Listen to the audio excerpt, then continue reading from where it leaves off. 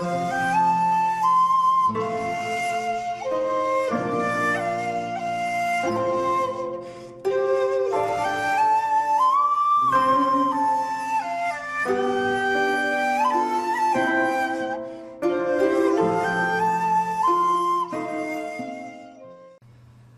there, this is Solitary Ronin from Solitary Ronin Films, and welcome to another Top 10. First of all, a little bit of admin. It's just I've put on my page a link to a list I've made of my film collection on the Internet Movie Database. At the moment I've only got Z to the letter T. I still need to obviously add a lot more. But if you have time to kill, you could go over and see what films I have in my collection, and you can let me know how wrong I am as far as ratings and stuff like that. So this top 10 list is a bit of a random one. It's pretty much 10 films that I don't really understand why people love. Again, you know, I'm not going to do top 10 worst lists. There's enough bad films, so obviously I prefer doing best lists or favourite lists. So this isn't necessarily negative. If people can help me out and explain to me, because I just might be not the sharpest tack in the box. So if you can explain to me in the comments why these films are great, please let me know. Some of the films, I understand the historical importance of them and the influence they had, but just personally they don't do anything for me, and I don't really understand why people like them so much. But then, as I said in one of my earlier videos, I think Flash Gordon's better than Star Wars, and obviously that's an offence in about 39 American states. So the first one, again, they're not really in any order particularly. The first one is The Departed by Martin Scorsese. Now, I don't particularly think there's many people who think it's a masterpiece or anything, or maybe there is, I don't know. But I remember when it came out, pretty much everybody thought it was brilliant, and it's one of the worst films I've ever seen. As far as the acting is concerned, as far as the Boston accents are concerned. I mean, Martin Sheen, who's from Boston, has one of the worst Boston accents you'll ever hear. Jack Nicholson's performance is just outrageous. I mean, you talk about Al Pacino chewing scenery, but Jack Nicholson, I mean, his rat impersonation, for example, how a director who's theoretically supposed to know better would let Jack Nicholson do that is just extraordinary. The CGI blood looks really fake. Again, I'm maybe just overly critical because I love the film that it was actually based on, which is Infernal Affairs, the Hong Kong film, which is superior in every level.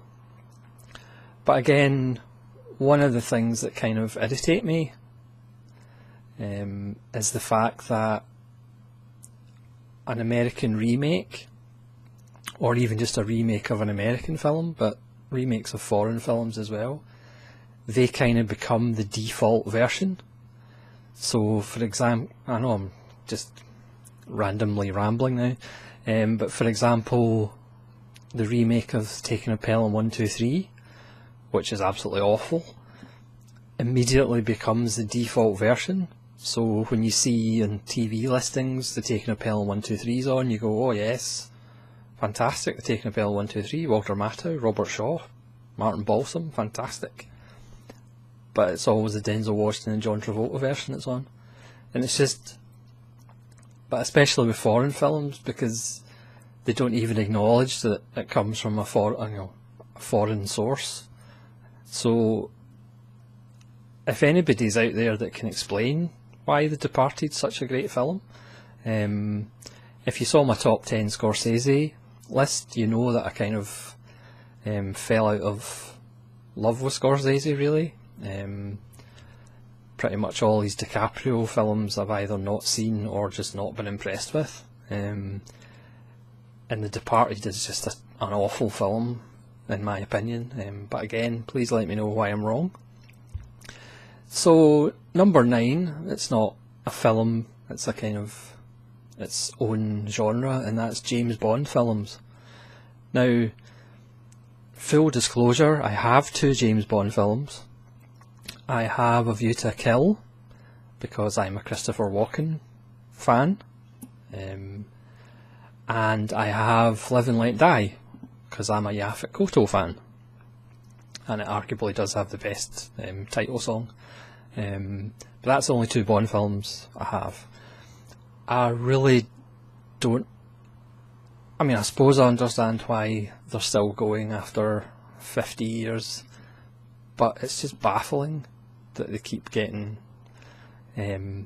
made. People still want to see middle-aged men having sex with women who are a lot younger than them, and if you kind of ignore the Daniel Craig ones, who most of the time it looks as though he's actually doing the stunts or is doing the stunts, obviously with Roger Moore and Sean Connery and Timothy Dalton, and they're middle-aged men huffing and puffing and doing a lot of work by their body doubles.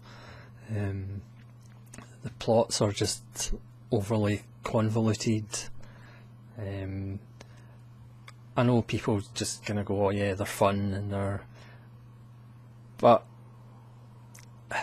again, screen violence is a funny thing. When you do screen violence properly, you get into trouble, but when you kill 50 henchmen and have quips, it's not a problem, because the deaths don't mean anything.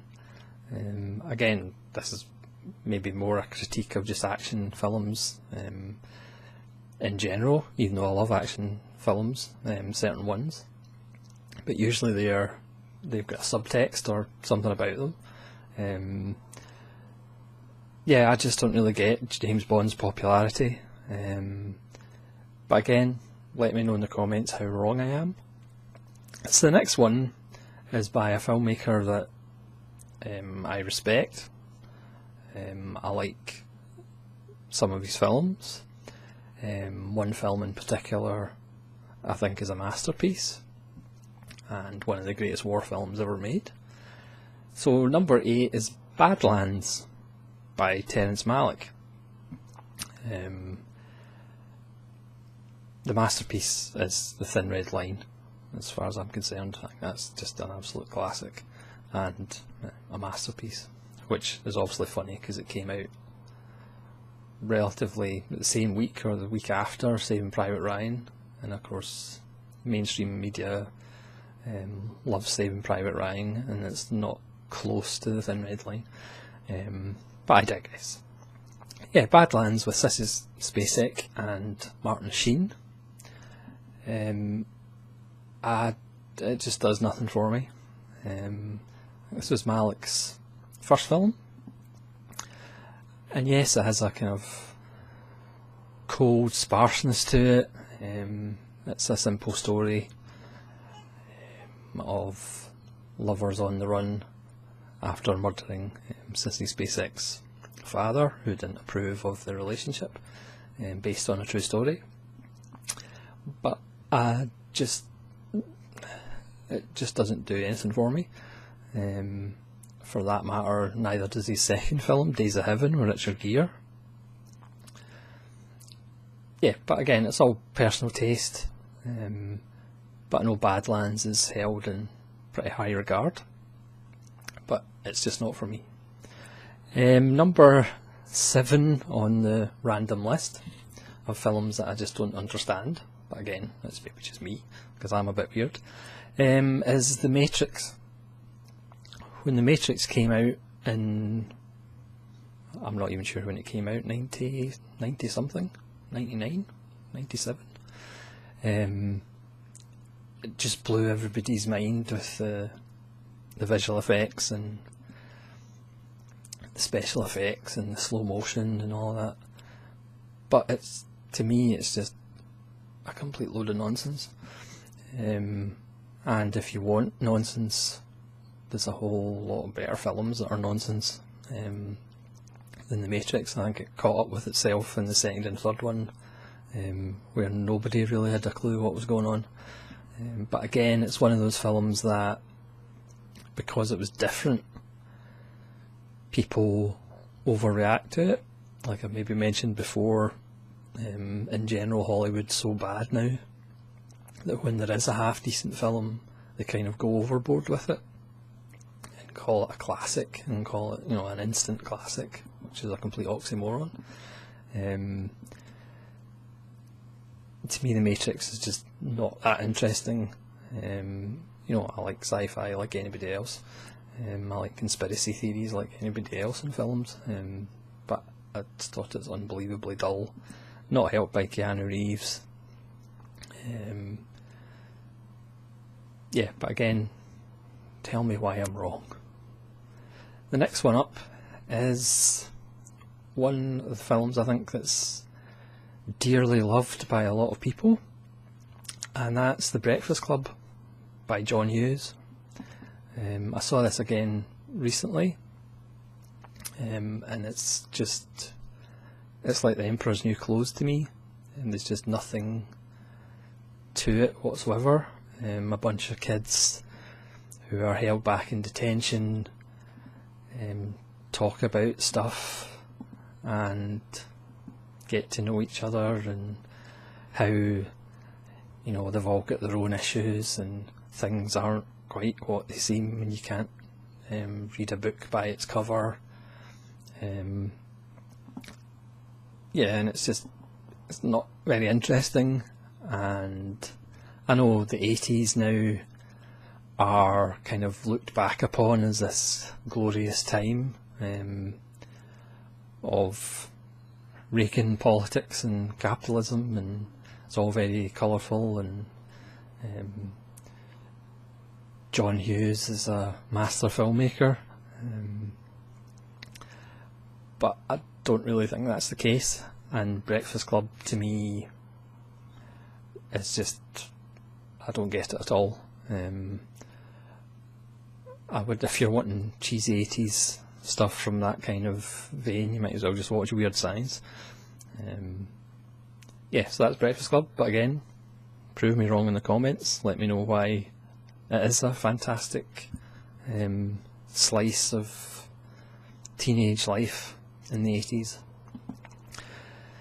So the next one is Don't Look Now by Nicholas Roeg, which is most famous for its realistic sex scene between Donald Sutherland and Julie Christie.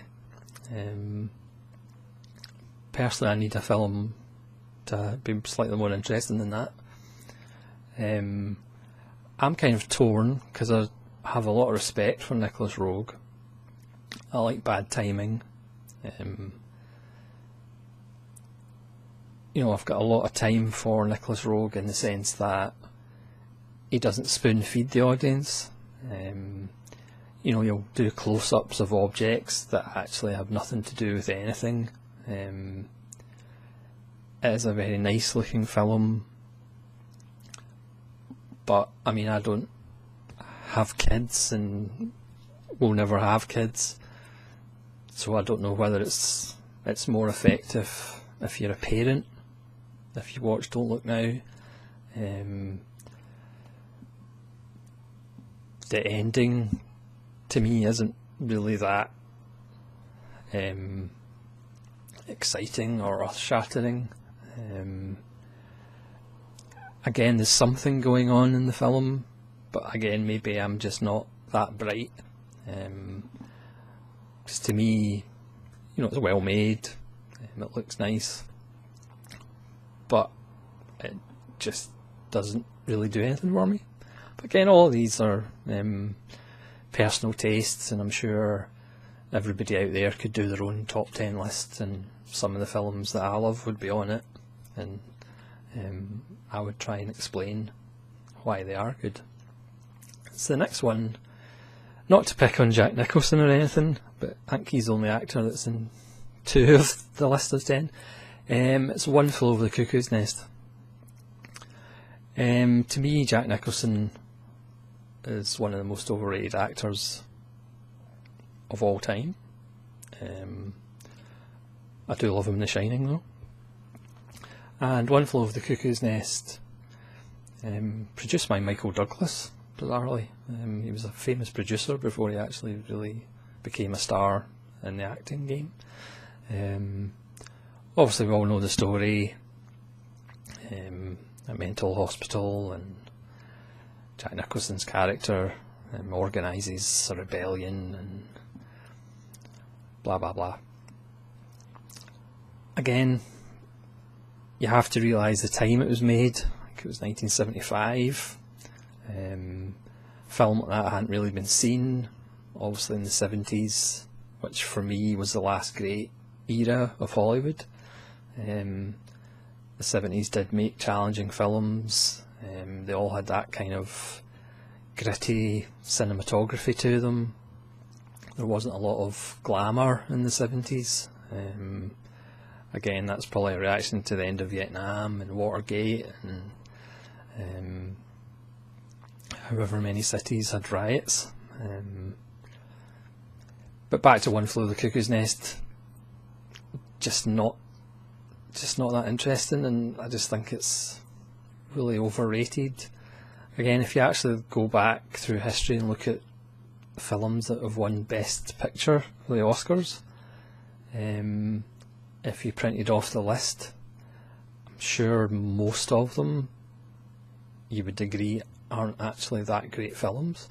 The Oscars is a completely political machine, or as Kurosawa once said, self-congratulatory bullshit. And again, if you hit on certain themes, you're going to win an Oscar, basically, and people kind of know what those, in general. Also there's surprises every now and again, but again, that's because I've never seen that kind of thing. I remember when Crouching Tiger, Hidden Dragon, which is another film I don't really understand the popularity of, but again, because that was so different and people hadn't seen that before, unless you'd actually watched Hong Kong or Japanese films or Chinese films, but to a mainstream audience nobody'd seen anything like that, and that's why that was so successful. But compared to Hong Kong action cinema, the 60s and 70s and 80s, it was pretty subpar. Anyway, I'm rambling now. Next on the list is, well, the last 3 are fairly big and significant. Number 3 is Psycho. Now, I will admit, I do think Hitchcock is vastly overrated. Again, I'm a bit of a contrarian. I do have a few of his films, but I just think for me, he is more of he's a really good technician, but he just leaves me cold. I recently watched The Wrong Man with Henry Fonda, and that was the reason I bought it, for Henry Fonda rather than Hitchcock. And Hitchcock actually comes on at the start and introduces the film, which you wonder where Tarantino gets it. And I thought The Wrong Man was actually one of his more human films, but I think that comes from Henry Fonda rather than Hitchcock. It's interesting that Henry Fonda didn't work with Hitchcock again, I believe, I could be wrong. But Psycho, again, I recognise the influence of Psycho. I recognise, at the time, no spoilers, but killing off the quote-unquote heroine halfway through the film at the time was shocking. I understand that, but there's plenty of great films made in the past that still stand up and still surpass their influences. And again, for me, if you look at Psycho in 1960 and compare it to Michael Powell's masterpiece, Peeping Tom, it just doesn't compare. If you compare it to Clouseau's La Diabolique from 1955, which Hitchcock was happy to admit that that was an influence. La Diabolique is a far superior film than Psycho. You can watch La Diabolique multiple times, and in the end your heart is still racing in the final scenes. Doesn't matter how many times you watch it. And also Franjo's Les Yeux Sans Visage, or Eyes Without a Face, from 1958. Those three films are just way superior to Psycho. But again, they're not mainstream American. People probably, a lot of people haven't seen those films. And obviously everybody's seen Psycho. And yes, I am a little bit biased against Hitchcock just because everybody says he's amazing. And if everybody says something's amazing, I generally kind of go, is it really? I do understand Hitchcock was very influential and he's a very good technician, but just for me, I don't see a lot of humanity in his work. It's funny because that's one of the kind of criticisms people have of Cronenberg or Kubrick, but for me they've got a hell of a lot more humanity than Hitchcock has, or did, sorry, because obviously he famously said actors are just like cattle and not really very interested in actors. Yeah, so Psycho. Somebody please explain to me why Psycho is better than the other three films that I mentioned, or why Psycho is just such a great film, because for me it's just not. But again, influence, I get the influence. Again, I'm going to annoy more people now with my number 2, which is The Godfather. I like gangster films just like everybody else. Granted, there is a bit too many. At least we've kind of calmed down. Certainly in Britain in the 90s and the 2000s, it seemed to be a gangster film was every second film made. And again, I'm not denying The Godfather's influence. At the time, nobody had seen that kind of in-depth look at the mafia. But again, it just leaves me cold. I like Al Pacino sometimes when he's not chewing scenery. I like James Caan. Marlon Brando, to me, can take or leave him. Coppola, I like a lot of his stuff, and then there's a lot of other stuff that isn't really that good. It's funny because if you take Lucas, Spielberg and Coppola, they've all done good stuff, but for me, in general, they've tailed off quite sharply, even though if you ask your average filmmaker, Spielberg and Lucas and Coppola are amazing filmmakers. Sorry, I'm getting off the point again. I'm just on a rant for this video, really. Yeah, The Godfather. Please explain. It just makes me go to sleep, to be honest.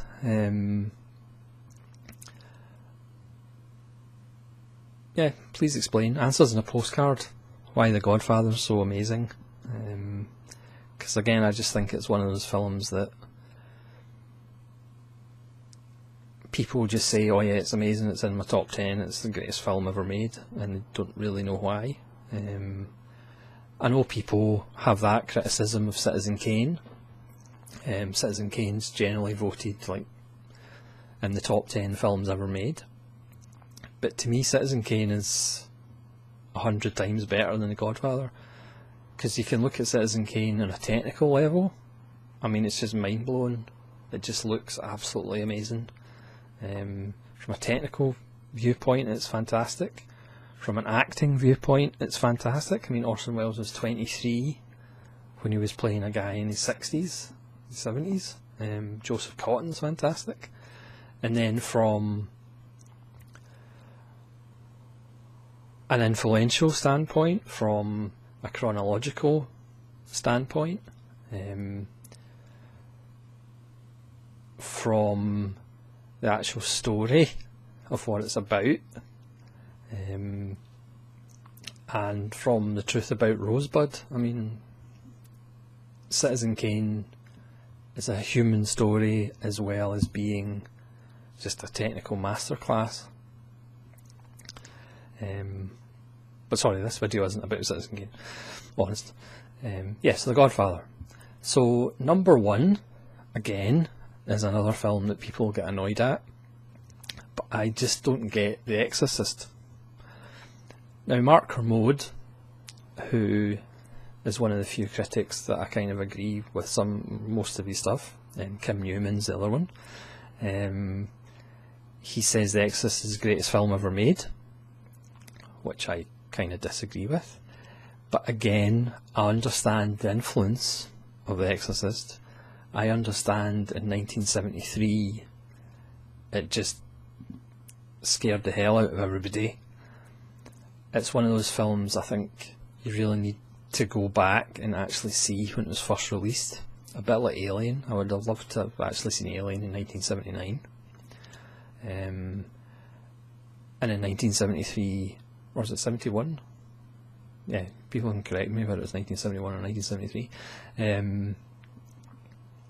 The effect The Exorcist had on people, I understand, and it's maybe through the passage of time and it's been spoofed, and you know, people have,